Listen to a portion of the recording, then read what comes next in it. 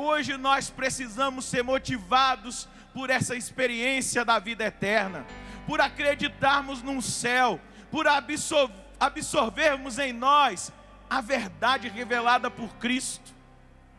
Essa verdade que nem em momento algum Ele abriu mão ao ponto de chegar à morte, e morte de cruz, por amor a nós.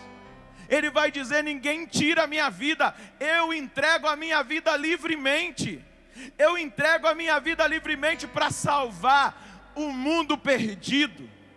Eu entrego a minha vida livremente para salvar a prostituta. Eu entrego a minha vida livremente para salvar o assassino. Eu entrego a minha vida livremente para salvar o adúltero. Eu entrego a minha vida livremente para salvar aquele que não está vivendo na verdade. Eu entrego a minha vida livremente, eu dou a minha vida livremente, para que aqueles que estão caminhando na sombra da morte experimentem a vida, para que aqueles que estão machucados, feridos, experimentem a vida. Nós só conseguiremos ser fiéis se nós aceitarmos esse amor de cruz, e se nós acolhermos essa verdade. Porque veja, o combate é intenso. Ele vai dizer aqui: o pai ama o filho e entregou tudo em sua mão. Aquele que acredita no filho possui a vida eterna. Aquele, porém, que rejeita o filho não verá a vida eterna, pois a ira de Deus permanece sobre ele.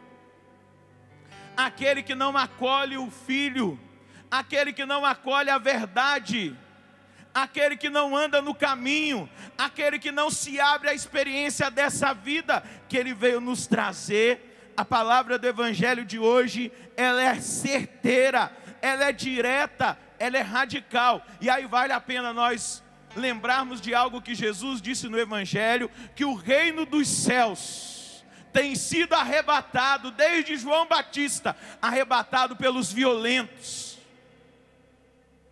Os violentos que cometem violência aí fora, estupro, assassinato, roubos, não.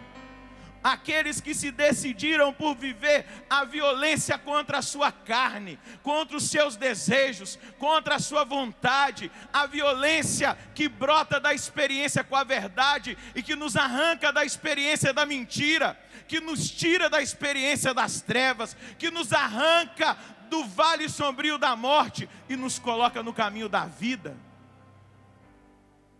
É essa a violência da radicalidade do Evangelho, a violência de não aceitar a mentalidade, a cultura desse mundo mau, desse mundo perverso, desse mundo que tem caminhado para a sua autodestruição, porque tirou do seu centro, tirou da sua vida, tirou da discussão nas universidades, tem tirado do coração de muitos homens e mulheres a centralidade de todas as coisas, que é o próprio Senhor. O centro do universo, o centro da nossa vida. Viver para mim é Cristo, morrer para mim é ganho. Não há outra questão. Quando se é cristão, não se para de lutar. Canta isso mais uma vez. Viver para mim é Cristo, morrer para mim é ganho. Não há outra questão. Quando se é cristão, não se para de lutar. Triunfarei sobre o mar, conquistarei troféus. Não há outra questão. Quando se é cristão, não se para de lutar. Viver pra mim é Cristo, morrer pra mim é ganho. Não há outra questão. Quando se é cristão, não se para de lutar. Triunfarei sobre o mal, conquistarei troféus. Não há outra questão. Quando se é cristão, não se para de lutar até chegar ao céu. Veja o que Pedro disse diante dos homens que o interrogavam, a ele e os outros apóstolos.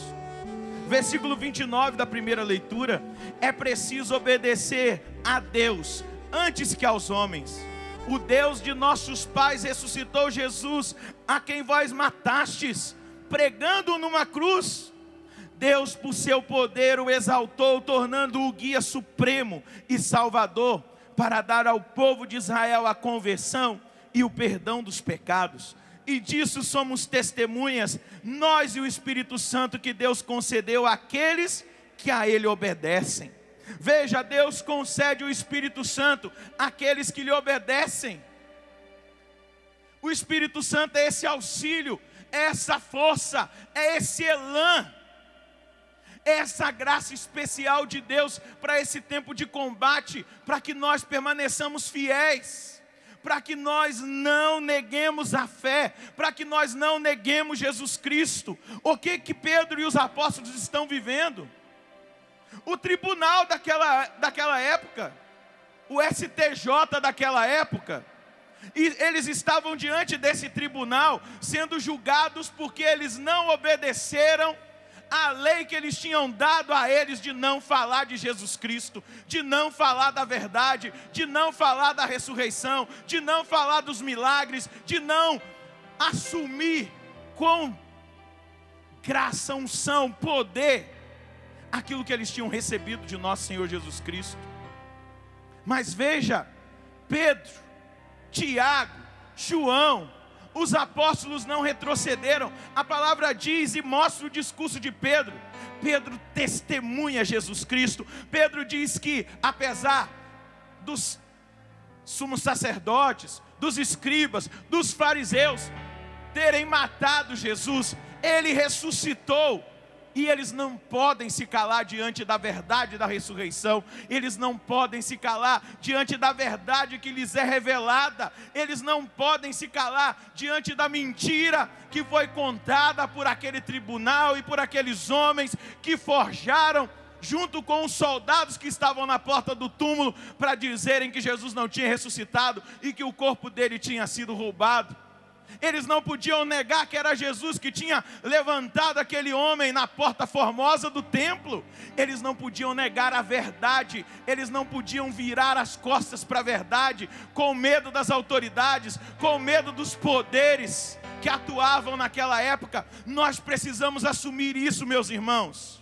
Eu estou falando forte aqui, para que nós nos despertemos e assumamos o nosso papel de cristãos, o nosso papel de contradição no mundo que nós vivemos, o nosso papel de homens e mulheres realmente autênticos na sua vivência do cristianismo, realmente autênticos na sua opção de fé. Nós não podemos ser cristãos moderados, nós não podemos ser cristãos light, nós não podemos fazer pacto com a ideia do mundo, nós não podemos compactuar com as ideias que tramitam nos governos, especialmente no nosso governo, no nosso Senado, no nosso Congresso, no Supremo Tribunal de Justiça. Nós não podemos compactuar.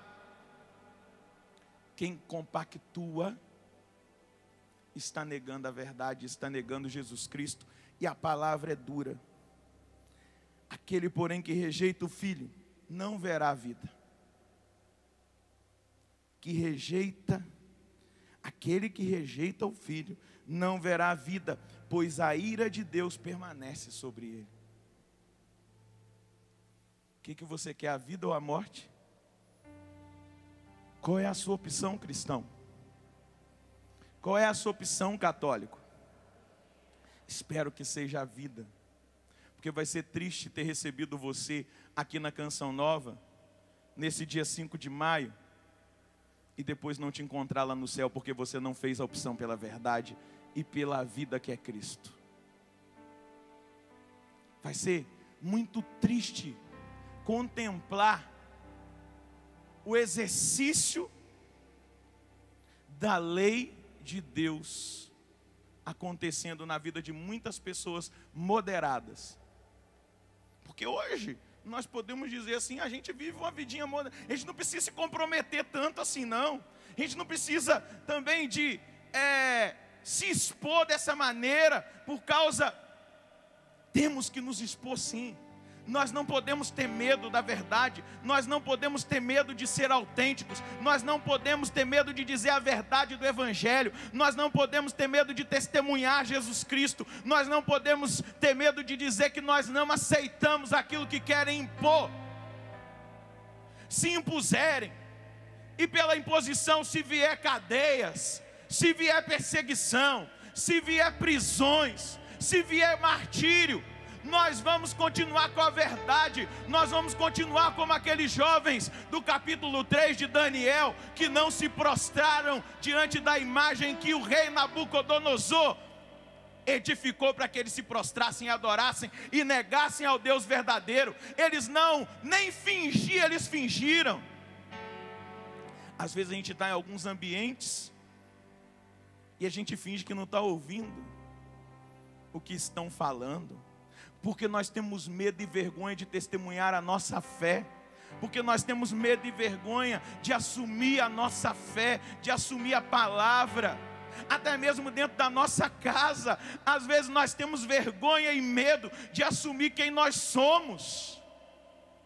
Enquanto Jesus Cristo não negou e não teve medo de assumir a missão que o Pai lhe deu, de morrer na cruz para nos salvar, de derramar o seu sangue precioso, de passar pelo julgamento, pela humilhação, de passar por tudo aquilo que ele passou no flagelo, no caminho pelo Calvário até chegar à cruz.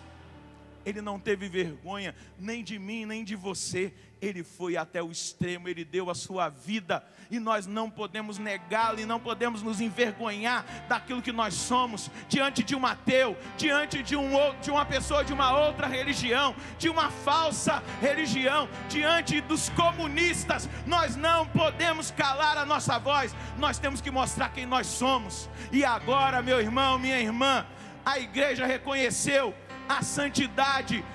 João Paulo II foi beatificado. Um dos maiores milagres que esse homem fez em vida foi fazer com que o comunismo ruísse, que as bases ruíssem.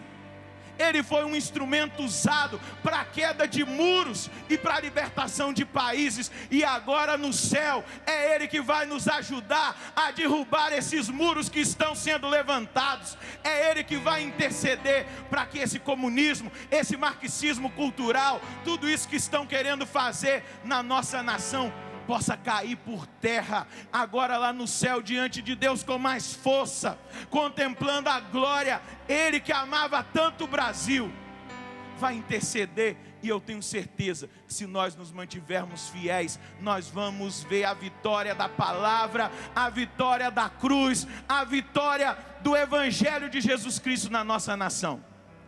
Mas diga para a pessoa que está do seu lado: Deus conta com você.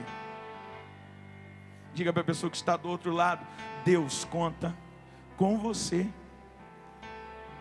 Diga para o seu irmão: não tenha medo de lutar. Dá uma sacudida nele aí, diga: coragem. Não tenha medo de lutar. Não tenha medo de permanecer fiel até o fim. Tenha coragem. Permaneça fiel na luta, no bom combate, e você vai experimentar. Diga para ele: você vai experimentar a vida eterna que Deus tem para você. Veja o que diz o livro do Apocalipse, no capítulo 12, versículo 13, se você tem a Bíblia. Quando viu que tinha sido expulso para a terra, o dragão começou a perseguir a mulher que tinha dado à luz o menino. Quem é essa mulher? Não ouvi? Começou a perseguir a mulher que tinha dado à luz o menino. Mas a mulher recebeu as duas asas da grande águia e voou para o deserto, para o lugar onde é alimentada, por um tempo, 2 tempos e meio tempo, bem longe da serpente. A serpente então vomitou como um rio de águas atrás da mulher, a fim de submergir. A terra, porém, veio em socorro da mulher, abriu a boca e engoliu o rio que o dragão tinha vomitado. Cheio de raiva por causa da mulher, o dragão começou a combater o resto dos filhos dela, os que observam os mandamentos de Deus e guardam os testemunhos de Jesus. Quem que o dragão veio perseguir? Os filhos aqueles que guardam os mandamentos, que observam os mandamentos de Deus e guardam o testemunho de Jesus.